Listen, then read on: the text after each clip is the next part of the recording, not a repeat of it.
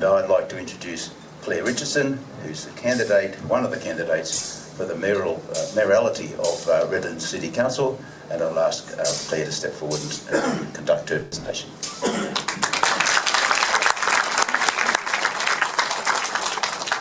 Thank you, everybody, and it's wonderful to see you all here. Closer? Closer, okay. Yeah. I'm going to compete with the swords next door. If I get boring, please feel free. They're doing sword training next door. I would love to be there, but I'm going to talk to you.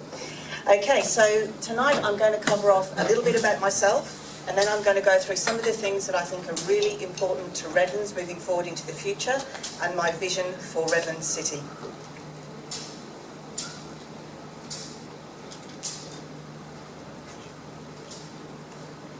So my personal background, I've been a local businesswoman for the last 21 years. I set up my own professional scientific and engineering company in 1998. I'm very well known in the professional circles, perhaps not so well known to the community because I've kept fairly quiet over the years. My experience is primarily in the planning and environment field, so I've got a lot of experience in terms of planning legislation, planning applications, dealing with councils, and I've also given expert testimony in court many, many times. I've also advised at policy level to local councils, to state councils and to the federal government. So I've dealt with those environment and planning issues in a very wide forum throughout Australia. Because of this expertise, I've worked at a very high level with senior executives, industry chiefs, MPs, local organisations, and because of that I've got the background to work on a peer-to-peer basis, no matter who I deal with. I'm not flattered by the bigwigs, I'm not flattered by the White Shoe Brigade. I've dealt with all of them on a peer-to-peer basis over the years. I see myself as providing an interface between the councillors that represent you as a community and the senior executives within council, and I believe I'll command the respect of both groups and act as an interface to get the best outcomes for Redlands City. Because of the nature of the work I've done, I've always had to maintain a very high standard of ethics and independence, and I intend to continue with that if elected. I am not a member of any Australian political party, and I never have been, and I don't intend to be. I intend to work closely with all colours and flavours of politics. I've met with all of the state MPs, both Liberal and Labor, that represent the local community, and I intend to work with all of them in a very effective way. And I think because I don't belong to any of those parties, I will have more success in achieving that. Now, obviously, I'm a local businesswoman. I sold my business in November last year, and I do have investments. So I'm currently in a process of divesting from any investments that I believe could be a potential conflict of interest in the future. And that demonstrates my commitment to avoiding conflicts of interest, to integrity and ethics within council. So why Claire for Mayor? Apart from the fact it rhymes, which is awesome. One of the main reasons is my concerns about development in Redlands City. Now, I had my concerns over the years. I've lived in Redlands City for 14 years, so I've seen lots of changes in the community over the years. And it really came to a head when I saw this newspaper article in July last year. Now, the newspaper article related to a survey completed by Redlands City Council that had taken place between January and March last year. Now, that survey was not made public. The problem was the survey was not very complimentary about the performance of council, particularly in the development space. It said that around 81% of the community in Redlands were not satisfied with the way council was dealing with development. Now, there's a lot of issues associated with this survey. One of the key ones is it was never made public. I think we need more action and less talk, and I'm a doer. I also think we could do with a few less mayoral photographs in the newspaper.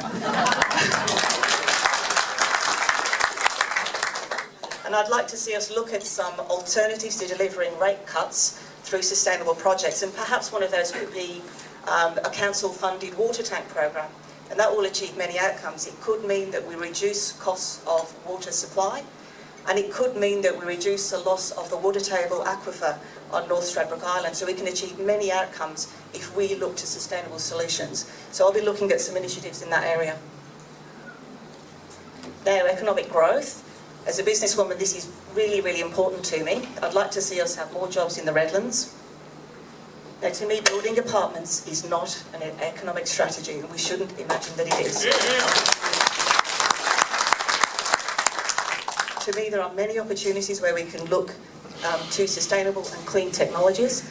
I announced in the paper this week that I'm keen to have a high-tech business park in the Redlands, and that will act as a catalyst for new jobs and for growth, but in clean industries. We could even site that business park next to koalas, next to the koala habitat. I believe we should develop Cleveland Town Centre as an urban village along the similar lines of Kelvin Grove Village, which will mean high-rise in Cleveland Town Centre, but that will then assist us in getting the duplication of the railway line and increasing tourism in Cleveland Town Centre. I also think we should be building on our boaties in the Redlands. About 10% of people own a boat, and we need to provide more facilities for them. I'm rather tired of using the drop toilet on Peel Island when I go over there, and I'm sure a lot of people here are too. The picture there is the little blue boathouse over on the Swan River in Perth, and every day coachloads of tourists go to that little boathouse. They've even had to put a toilet in there to cater for the tourists. We need things like that in the Redlands, not the toilets, but the boathouse. We could do with an Instagram-worthy jetty, and we could do with some real key entry statements to the city, both from land and water. Yeah. I don't have a lot of time left. Reducing congestion is obviously one of the key things that I'm going to be looking at, so I'll just flick through this one. The thing you want to hear about, Toondah Harbour. So, I won't go through all of the detail. It's an incredibly complex project, but the key message from me is I do not agree with putting new land in the bay and putting high-rise apartments on it.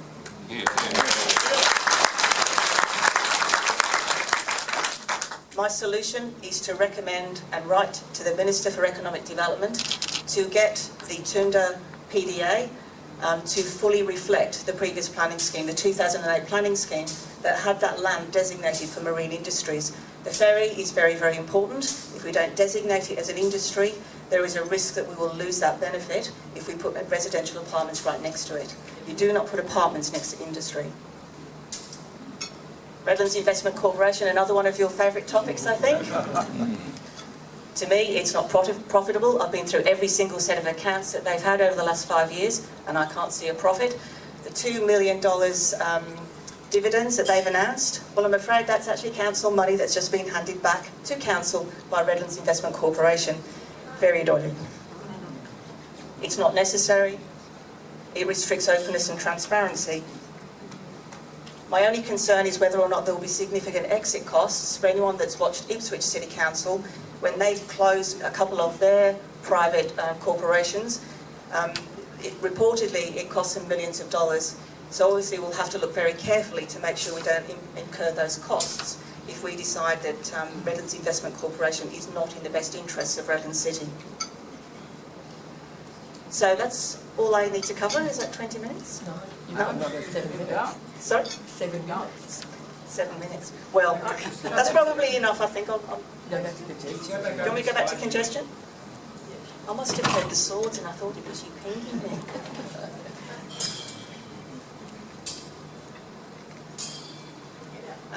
Okay, so in relation to reducing congestion, I think there's a lot of innovative solutions. Now, obviously we need some improvements to the roads, but building roads doesn't solve congestion. There's a few ideas that I've come up with that may be worthwhile.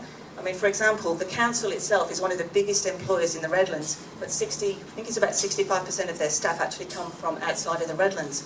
If we could introduce maybe a bonus or a relocation package within council for employees, maybe we could start reducing congestion that way. If we've got more of those employees living in Redlands, maybe we'll get better outcomes as well from our council employees. The draft transport strategy that was lodged with council yesterday, or approved by council yesterday, did include bike paths and pedestrian ways. And one of the areas that may be quite important in reducing congestion could be bicycle paths to schools. Again, we deal with a couple of issues if we put bicycle paths into schools. We may reduce the congestion that we have around school drop-off time and pick-up time, but we're also addressing the obesity issue amongst our young people as well, if we're encouraging them to travel by bicycle. We may want to look at shared vehicles. I don't know whether that's been trialled before in the Redlands, but there's certainly some opportunity there. We don't have the shared car services. Maybe we need to look at electric bikes or scooters. Now, something that is being done, and this is being done by Redlands Investment Corporation, it's actually quite good, is at Wynham Creek, part of their planning is to have a small supermarket there and have medical facilities so that people from some of the islands use the Wynham Creek ferry terminal as a destination rather than just a place that they then travel on to use the services in Victoria Point. So those sort of initiatives may help reduce some of the congestion around the Redlands. Obviously, we need to lobby for improved rail services. Now, that may be improved timetabling as well as duplication of the rail line. I think if we can improve the timetabling and maybe get a couple of faster services on the Cleveland rail line, that may assist us in rejuvenate the town centre. If we can say that the travel times to the city are shorter than they are currently, at the moment they're around about 50 minutes, if we could significantly reduce that with just a couple of key commuter trains, that may help us rejuvenate Cleveland town centre as well, because people will be able to commute more readily into the city and back. I think it's important that we focus more intense development around the transport nodes, again, to reduce congestion.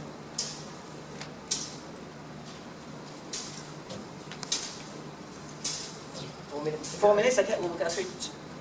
I think I'll leave it and I'll let the other candidates start their presentations. But in summary, I aim to be ethical, transparent, honest. I think I've got the experience to draw together the councillors as well as the executives in council, and I hope that you'll vote for me.